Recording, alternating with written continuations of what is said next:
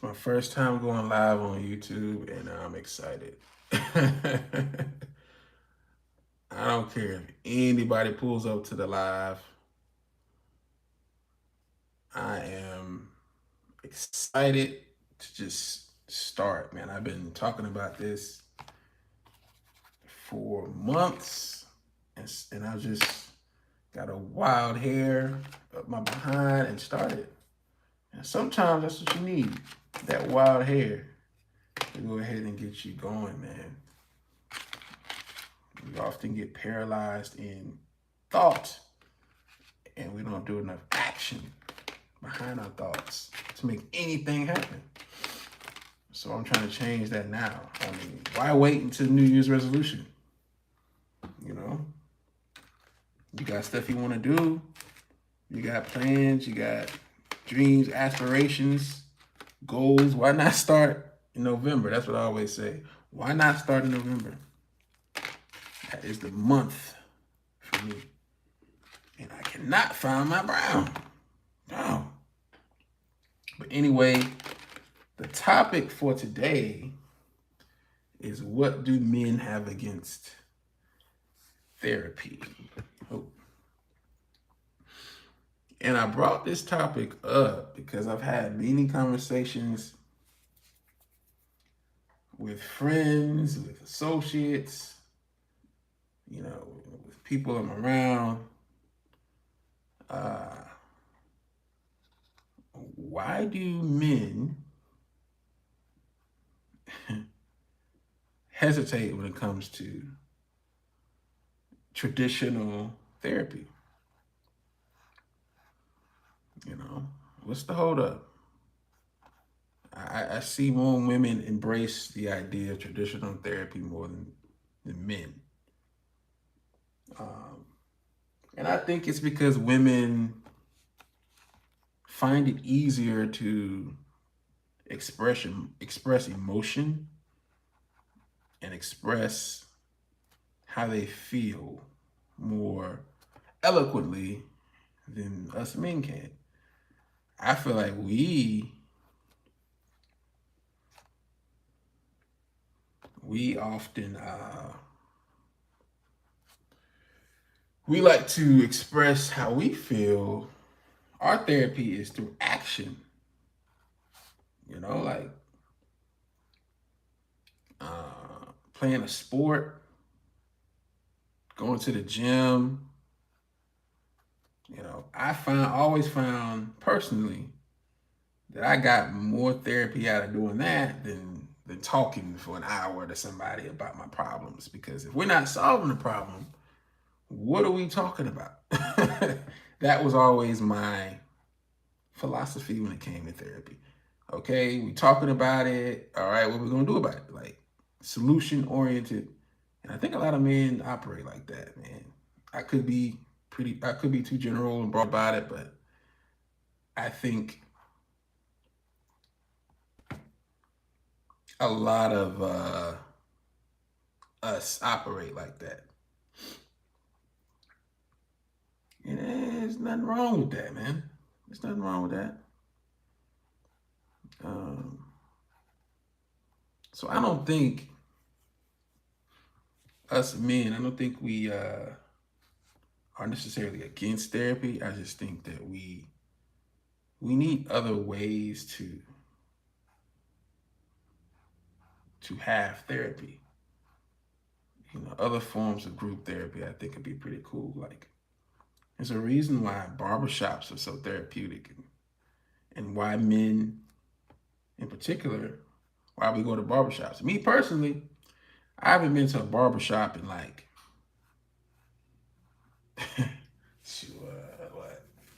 over 10 years, man. I've been cutting my hair for a long time. But that being said, I appreciate what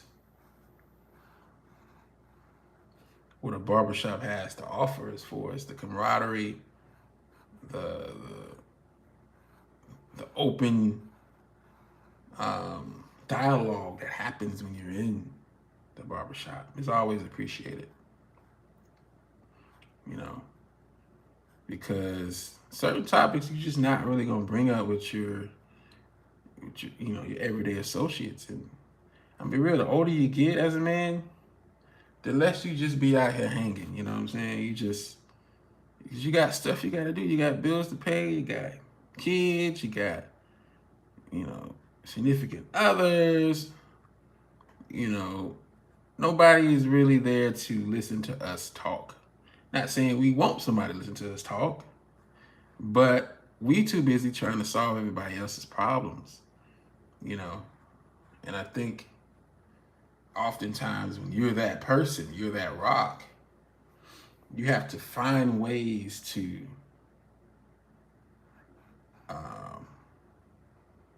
express yourself. You know what I'm saying? But it's not talked about as often, man. There's a lot going on today. A lot going on in today's society, man. Especially for black men, and it can be chaotic. It can be depressing even sometimes. Friends, people you've known for years, passing away. We're getting older. I'm getting closer to 30. Death is becoming closer than further away, and it's scary to think about. But it's reality. It's life. You know what I'm saying?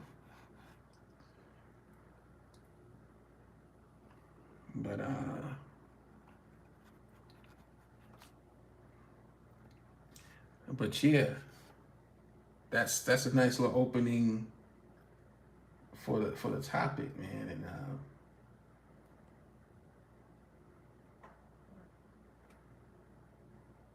yeah, let's talk about the benefits of healthy habits and routines as physical and mental therapy. Healthy habits and routines. For me personally, when it comes down to mental health, I have to go to the gym. It's not a question of, it's not a question of, oh, I need to go to the gym to lose weight or stay in shape. No, the gym for me is not even about staying in shape anymore. I mean, it helps me do that, but it's one of the only ways I can release stress that doesn't get me in trouble. I'm for real. Like, I don't think they help us out. Well, when I say they, I mean, as we're growing up, we don't have people telling us how to manage testosterone. Testosterone is a drug, man. It's a drug. I don't think we we take in consideration the effects of testosterone. Just natural testosterone. I'm not talking about you taking anything. I'm talking about just as a man navigating what it means to have it running through your veins, especially as somebody who was a sports player and all through high school and middle school. And even now, I feel like my testosterone is higher than it's ever been, and that's because I'm super active. That being said, it feeds into my next topic, which is the pros and cons of having high testosterone. So yeah, you're going to the gym, you're working on your mental health or whatever, going to the gym, and you find that, okay, I got a lot more energy, I got a lot more, just a lot more blood rushing. And that's all fine and dandy, you dig? But as a result of that, it comes these discipline that you have to have with that. Because it's not hard to end up like Nick Cannon out here. It's not hard to end up like that. You know what I'm saying? Not saying what Nick Cannon is doing is bad. I mean, I think, you know, him having all those kids, I think that's something that, you know, he has an agreement with those women that he's with, and they're down for the plan, you know, the agreement. They're down for the program. He's also a multimillionaire.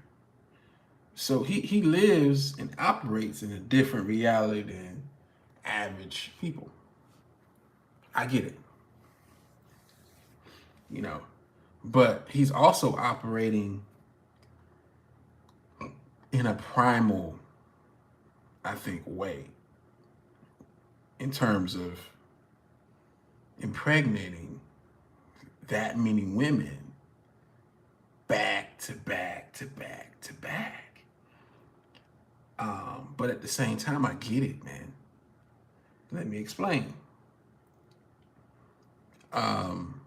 With testosterone, when you're a man and you have a high drive, you're a high earner or an accomplished. You like to accomplish different things. You have a high motivation to succeed and, you know, get things done and make a lot of money, or, you know, you have a high drive. It goes both ways. Like, that drive runs all the way through you. When I say all the way through you, there's a reason they call it sex drive. There's a reason they call it that. Because it's deeper than just wanting to have it. It's also the ability to obtain it and the ability to succeed. It translates to your ability to succeed in other things. It really does. And if you don't have discipline as a man, if you're not one with God, you don't have a relationship with God, it's going to be harder for you to have that discipline as a man. You be out here willy-nilly. Trust me, I know. I'm somebody with a high drive. I always have to have a project that I'm working on. When I say a project, I'm talking a project that I make up. You know, when I was younger, I used to think that, oh, somebody had to give me something to do to stay out of trouble. No, man. Nobody owes you that. You have to give yourself something to do. You know? Period. Nobody owes you that. You know? You have to take it upon yourself to be like, yo, I am out here, blood rushing through my veins. What do I do to stay out the mix? That's when you find hobbies. If that's going out running at 4 a.m. every morning, if that is making beats all night, if that is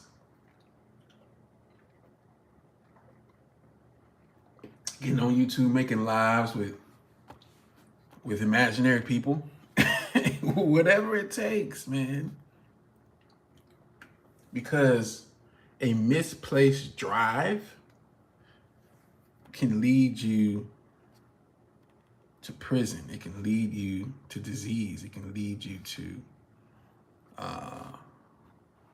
nothingness.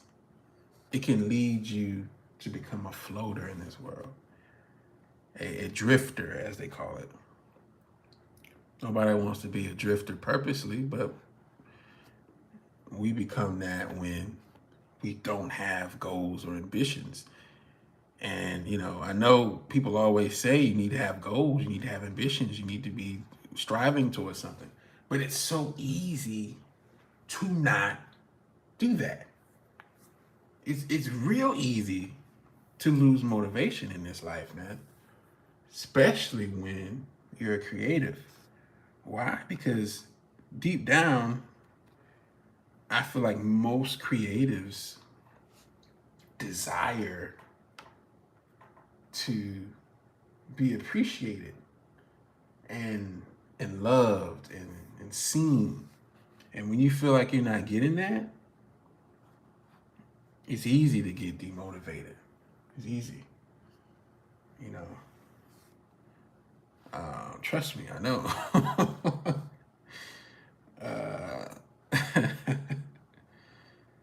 but uh but yeah, man.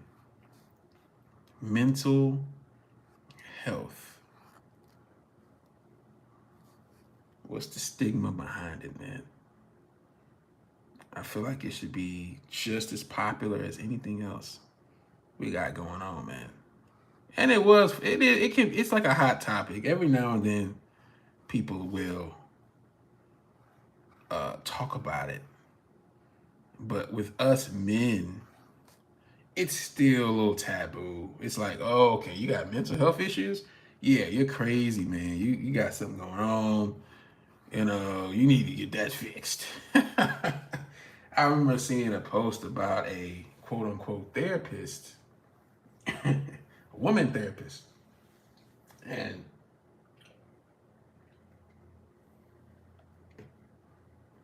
she had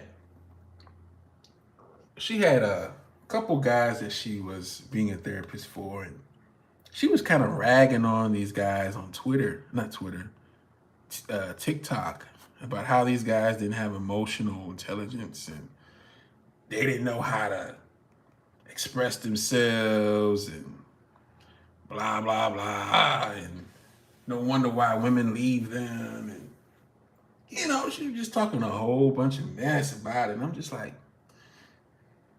this is why men do not talk to you, therapist. You're not as empathetic as you think you are. Okay? You're not. And that's something we got to talk about more. What really is empathy? I think men are taught empathy early because we have to. We have to learn it, man. We're taught empathy in school systems early, especially black men. We're taught to always consider people's emotions and thoughts, and just always be aware of somebody and how they feel and what they're going through. And yeah, I don't think it's drilled home as often for people to understand us, man. We probably the most misunderstood. You know, probably, we're definitely the most misunderstood. I'd say so.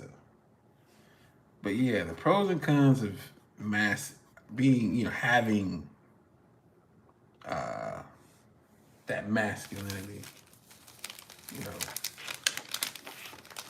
and it coincides with testosterone in general. Like, you have high testosterone, you're always trying to achieve something. You're always trying to push, push, push. You know, um, finding that balance is key. Finding that balance is key, man, because you get lost in the sauce.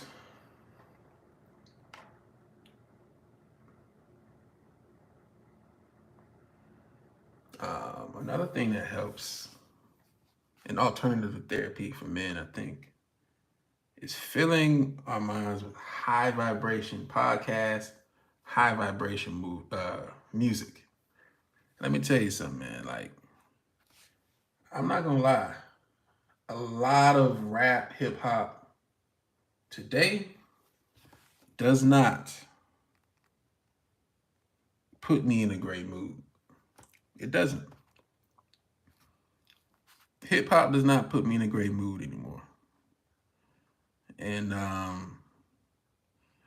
if they're not talking about how much money they got or throwing it in my face that I ain't got what they got, it doesn't make me feel very good, man. It doesn't motivate me like it should. Like I'm not. I feel like high vibrational music is supposed to be a celebration of emotion. You know, like there's a reason why Marvin Gaye is Marvin Gaye. Michael Jackson is Michael Jackson. You know, I was listening to my favorite Michael Jackson album today, Off the Wall. I think it gets overshadowed by Thriller for sure. Because Off the Wall is really a disco album. I'm about to get passionate right now. It's really a disco album. Like I'm sitting there listening. I'm like, I'm dancing in the car. I'm like, man, I don't dance no more with music. I mean, you see it on TikTok and stuff, folks dancing to music and stuff, but they're not dancing to the music. They're dancing to the trend. It's different. It's different, man. Side note, I was going to make the people falling from the hand. I was going to color them in like brown skin, but I think I'm going to make them black and white. I think that'll be more impactful. The people, the only thing that's going to be in color is the hand, and the people will be in black and white or even outline. I don't know, but I think it'll make more of an impact. Um, the more I'm putting this together, the more I'm seeing how it would make the message more clear. But nonetheless, back to Michael Jackson. Um, yeah, man. Like there's a song called "It's the Falling in Love." I'm not gonna sing it because I can't sing, but it's the falling in love. Like, and I haven't heard it in years, but today I decided to put it on, man, because I needed good vibes. You know, I needed the good vibes. My mind, my soul was yearning for something to just make me smile. And hip hop today does not do that for me. And I'm over there, I'm smiling. I didn't forget about any stress I had for the day. You know, I'm just in my zone dancing. It's raining outside. I'm in my car like jigging and stuff. That folks are slowing down and looking at me crazy. And I'm like, man, what you looking at, man? I'm not, this is Michael Jackson. You feel me? But yeah, I'm like, I get it. I understand how some artists stood the test of time. It's because the vibrations of the music, they don't fade. The vibrations don't fade, man. That's so real. The vibration does not fade away. Trends fade away, but the vibrations don't. The good feelings don't. Love, sadness, joy, those emotions do not fade. Everybody feels those emotions. It don't matter if you were born in the 50s, 60s, the 90s, the 2000s, you're going to feel the same way. And you're going to relate immediately to the song.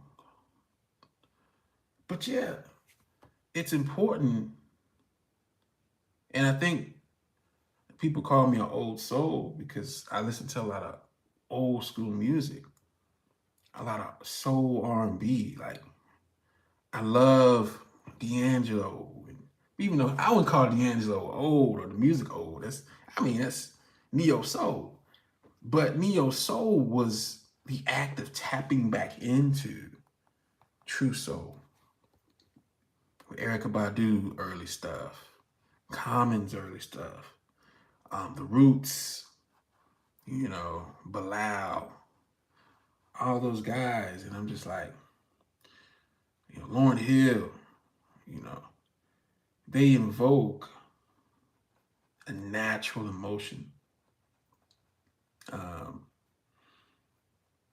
that does not. Every time I cut it on, it's the same reaction. And another genre that I've begun to really get into is like the Afrobeat genre. And I'm not talking about the mainstream stuff. The only mainstream guy I like is Burna Boy.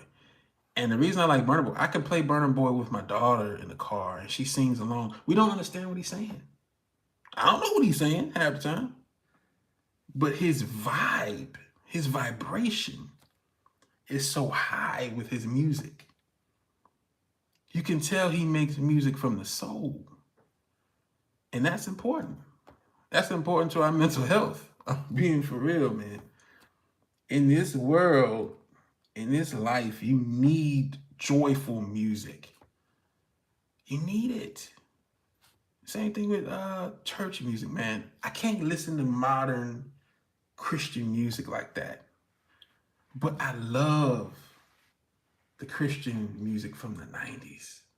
Like one of my favorite artists, groups even, BB and CC Winans. Oh my goodness. When I tell you, I can be bawling about something, just upset, distraught about something. And I cut on BB CC Winans. What's that song? Let me look at that real quick. I can't play it. All they're gonna do is copyright me, but there's a song, Addictive Love. Oh my goodness. I just cut on the greatest hits.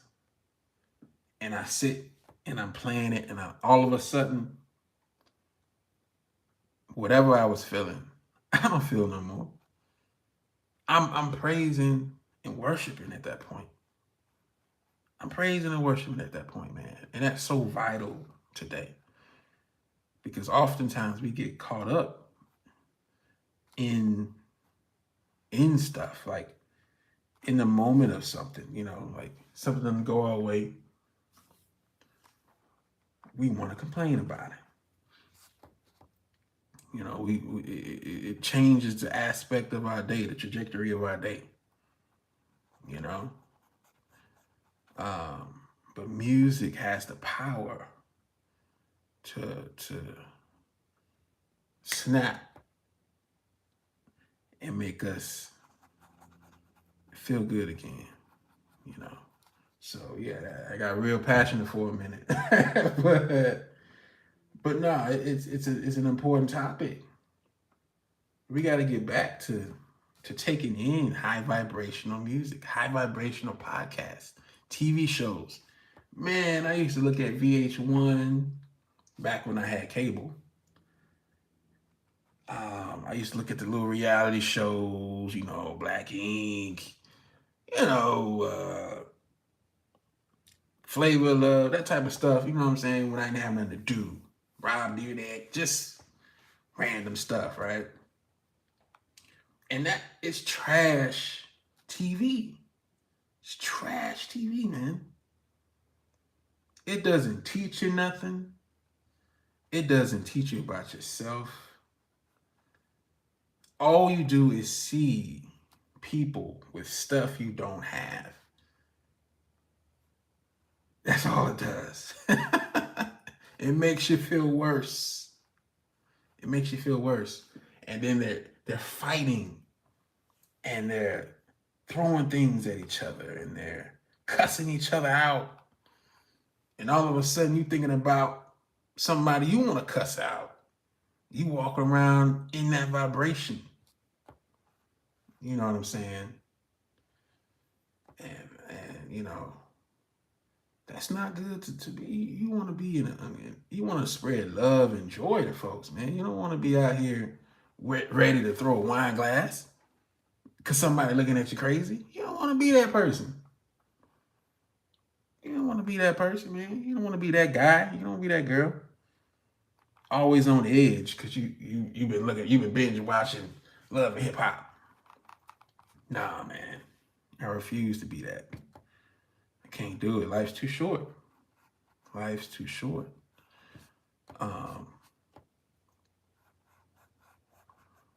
But yeah, man. High vibration. High vibration. Man, I done looked up 30 minutes and passed like that. But no, this is awesome, man. I really want to get into this more. Just vibing, you know, vibing and doing art. Like this is therapeutic for me. Because I can't hit the gym every day. I'm not necessarily in the position where I can hit it every day. I can work out at home, but it's not the same.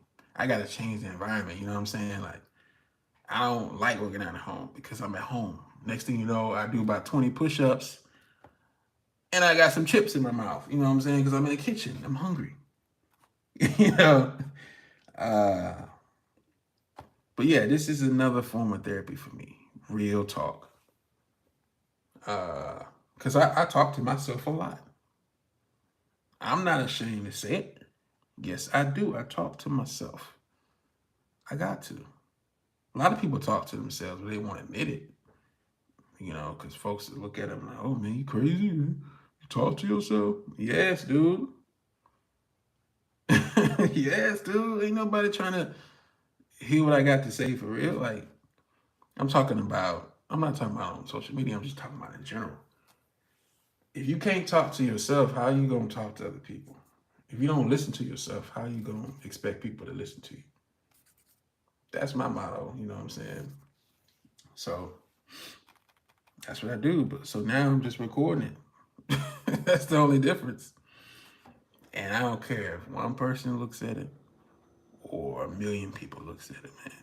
I've gotten to that point in my life where I'm just like, what do I have to lose from talking about real world topics in painting and drawing? Because yeah, I'm not always going to paint on live. I probably tattoo on live. I'll start doing some Procreate 3D drawings on live. I'm really trying to just be forward moving when it comes to art in general. Just showing all forms of it. Painting will probably I do the most because painting for me is the most therapeutic. You're literally, and I hate drawing out the painting before start. If you look at my painting process, I don't draw with a pencil or nothing like that. I draw with the paintbrush. And I slowly mold and craft out the images, the subject matters. And it's a free flowing thing. I've always been that way, even through my training. My teachers hated it, but for me, it's such a natural and organic way to create.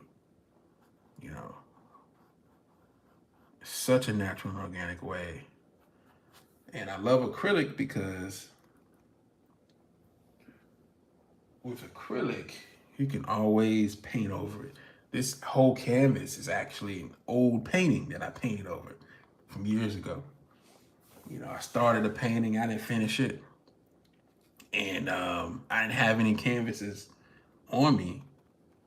So I went ahead and just painted white over it and started something new. And, so many stories behind paintings, man. I think it's going to make a big comeback, just the art form itself, man, because a lot of people are going to start back just not doing it for money, but for therapy. I think I went wrong when I started trying to paint for money. That's where I went wrong. That's why I lost the love for it, because I'd be down bad for some money or something, and I'd go try to commission myself, and I would hate it, because I was like, man, I'm not painting what I want to paint. I'm just painting for $1. And then I would lowball myself. So here I am painting something I don't want to paint, and then I'm barely getting any money for it. So I'm like, man, what in the world?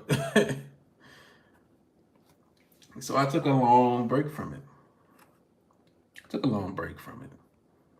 But now I'm like, man, I don't care if nobody buys my stuff, dude. I just want to get out the pictures I see in my head, the emotions I see in my head. I feel like painting is like making beats, writing raps. It's the same thing. Some people can see the rap in their head before they rap it, or the song, or the composition of a song. They can see it in their head. That's a gift. I can see paintings in my head. I can see deeper meanings to paintings in my head. And I've always been like that. And I feel like I am I know when I'm in a funk, when my head is overloaded with stuff and I'm not able to transfer it out. That's when I know I'm like, okay, I'm a zombie right now. I need to create something. That's the only way I fix it. I gotta create. I gotta draw something, paint something, do some type of digital art, man, to level out everything. But that all goes back to mental health, man. You gotta know yourself. A lot of people out here don't know themselves. They don't know what drives them. They don't know what motivates them. They also don't know what calms them down, what soothes them. They don't know. We go out looking for people to do those things for us. Oh, I want somebody to, even me out, calm me down, make me happy, make me forget about work and stress. And no, that's not nobody's job. Nobody's supposed to make you feel any type of way. You got to learn enough about yourself to be able to do that for yourself, because guess what? If that person leaves, you're back to dealing with yourself. You're back to dealing with yourself. I'm probably going to be on here for maybe another 10 minutes. People were complaining about my last video because it was too long. I'm like, y'all ain't looking at the bigger picture, man. I was the same way when it came to like podcasts and vlogs and stuff. I'd be like, man, this thing is an hour long. But now I've gotten to a space I can listen to somebody talk. If they're really talking real stuff, I can listen to them for an hour and a half. If I get that connection from that person, I can be on live and listen to somebody. And when I was able to get to that point where it's like, dog, I'm on here. I was on here their whole life. And I said, you know what? That's a gift to have. That's a skill to captivate somebody for an hour. Man, that's an incredible ability. That's really not talked about enough. Like, to be able to captivate or interest somebody just off top for over 10 minutes is tough. But to do that for an hour, 45 minutes, man, you're pretty gifted. So that's a skill I want to develop. So why not do that or practice that now when nobody's watching me, That's how I'm looking at it. Some days I'll be on here for 10 minutes. And some days it'll be like today where I'm just kind of vibing and the flow just flows, you know. But but yeah, man, I am definitely looking to do this more because I'm all about spreading good vibes and just bringing awareness to different topics, man. Of course, I'd love to have discourse, you know, people come in and chat it up and talk. But of course, I think, and this is my last little tangent. I think people gravitate to people who are consistent. If that's what I've learned that over the course of just trying a bunch of different stuff, you know. And there was a time where, you know, I was painting on clothes and stuff in college, and for the first time I saw support from people, and I often think about it, like, man, what was the support for? Like, where did it come from? You know, why did they support me during this period of time? And it was because I was consistent with it. I made a couple of different versions of the t-shirt line, and I was selling it, I was posting it, and I was pushing it like it was crack. I was pushing it. And people caught on, not because it was me. Nobody cares that it was me. It was the consistency that I put into it. I believed in myself enough to push it for a period of time. And that's important, man. You gotta be consistent with yourself. How you expect anybody to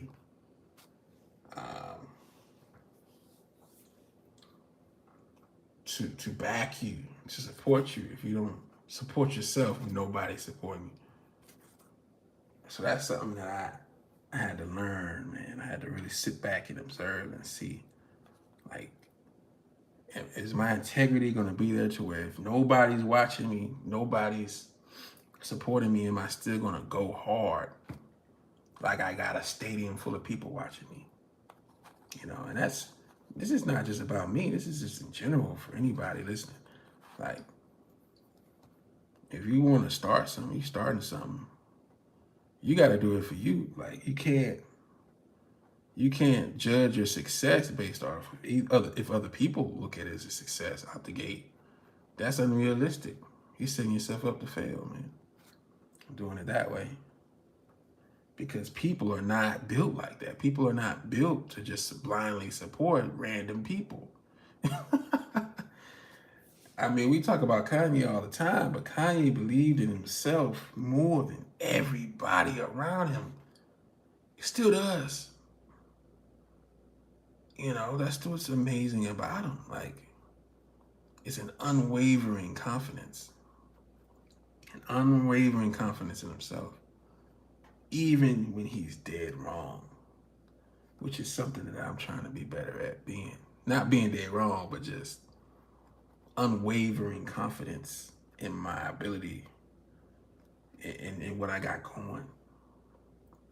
That's a skill, and that is valuable. But yeah, at the 45, I'm gonna cut it off. I'm gonna just end it. But you guys let me know what you think. Is this a more fluent live than the last one? Let me know. Also, let me know what other topics you'd like to discuss. So it's not just me rambling, but it's actually a conversation. Eventually, we're gonna have more conversation, but as of now, it's gonna be a lot of me talking. But yeah, you guys let me know what you think in the comments. share it. Tune in next time. I'm not going to be able to go live tomorrow night unless I get up late again. I might be too tired. We'll see. But I want to just get on here as many nights as I can in a row and just build it organically. I'm excited about the journey. I'm excited about the road to that. And it's a different vibe this time around. So y'all let me know what y'all think. And I'ma holler at y'all.